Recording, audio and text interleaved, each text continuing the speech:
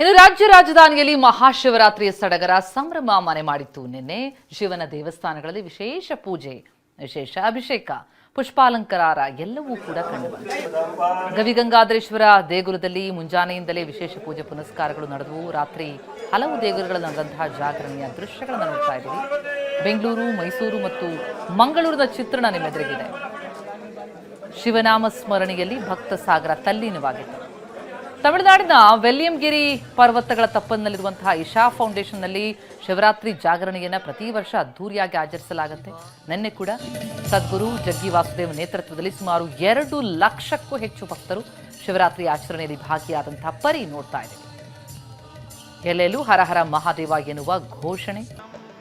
ಬೆಂಗಳೂರಿನ Kanakapura ರಸ್ತೆಯಲ್ಲಿರುವಂತಹ art of living ಆಶ್ರಮದಲ್ಲಿ ಶ್ರೀ ಶ್ರೀ ರವಿಶಂಕರ್ ಗುರುಜಿಯವರ ಸಾನ್ನಿಧ್ಯದಲ್ಲಿ ಮೂಲ ಸೋಮನಾಥ ಜ್ಯೋತಿರ್ಲಿಂಗದ ಐತಿಹಾಸಿಕ ಅವಶೇಷಗಳ ದರ್ಶನ ಭಕ್ತರಿಗೆ ಲಭ್ಯ ಆಯಿತು. ಪವಿತ್ರ ರುದ್ರ ಪೂಜೆ, ಶಿವನ ಮಂಗಳಕರ ರೂಪವಾದ ರುದ್ರನ ಆರಾಧನೆ ಕೂಡ ನೆರವೇರಿತು. ಇನ್ನು ರಾಜ್ಯ ರಾಜಧಾನಿಯಲ್ಲಿ ಮಹಾಶಿವರಾತ್ರಿಯ ಸಡಗರ ಸಂಭ್ರಮ ಮನೆ ಮಾಡಿತ್ತು. ನಿನ್ನೆ ಶಿವನ ದೇವಸ್ಥಾನಗಳಲ್ಲಿ ವಿಶೇಷ ಪೂಜೆ, ವಿಶೇಷ ಅಭಿಷೇಕ, ಪುಷ್ಪಾಲಂಕಾರ ಎಲ್ಲವೂ ಕೂಡ ಕಂಡುಬಂತು.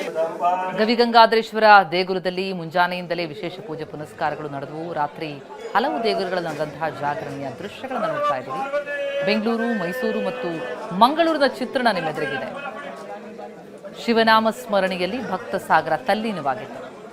ತಮಿಳುನಾಡಿನ ವೆಲ್ಲಿಯಂಗಿರಿ ಪರ್ವತಗಳ ತಪ್ಪಲಿನಲ್ಲಿರುವಂತಹ ಇಶಾ ಫೌಂಡೇಶನ್ನಲ್ಲಿ ಶಿವರಾತ್ರಿ ಜಾಗರಣೆಯನ್ನು ಪ್ರತಿ ವರ್ಷ ಅದ್ದೂರಿಯಾಗಿ ಆಚರಿಸಲಾಗುತ್ತೆ. ನಿನ್ನೆ ಕೂಡ ಸದ್ಗುರು ಜಗ್ಗಿ ವಾಸುದೇವ್ ನೇತೃತ್ವದಲ್ಲಿ ಸುಮಾರು 2 ಲಕ್ಷಕ್ಕೂ ಹೆಚ್ಚು ಭಕ್ತರು ಶಿವರಾತ್ರಿ ಆಚರಣೆಯಲ್ಲಿ ಭಾಗಿಯಾದಂತಹ ಪರಿ ನೋಡ್ತಾ ಇದ್ದಾರೆ. ಎಲ್ಲೆಲ್ಲೂ ಹರ ಹರ ಮಹಾದೇವ ಎನ್ನುವ ಘೋಷಣೆ. ಬೆಂಗಳೂರಿನ ಕನಕಪುರ ರಸ್ತೆಯಲ್ಲಿರುವಂತಹ ಆರ್ಟ್ ಆಫ್ ಲಿವಿಂಗ್ ಆಶ್ರಮದಲ್ಲಿ ಶ್ರೀ ಶ್ರೀ ರವಿಶಂಕರ್ ಗುರುಜಿಯವರ ಸಾನ್ನಿಧ್ಯದಲ್ಲಿ ಮೂಲ ಸೋಮನಾಥ ಜ್ಯೋತಿರ್ಲಿಂಗದ ಐತಿಹಾಸಿಕ ಅವಶೇಷಗಳ ದರ್ಶನ ಭಕ್ತರಿಗೆ ಲಭ್ಯ ಆಯಿತು. ಪವಿತ್ರ ರುದ್ರ ಪೂಜೆ, ಶಿವನ ಮಂಗಳಕರ ರೂಪವಾದ ರುದ್ರನ ಆರಾಧನೆ ಕೂಡ ನೆರವೇರಿತು.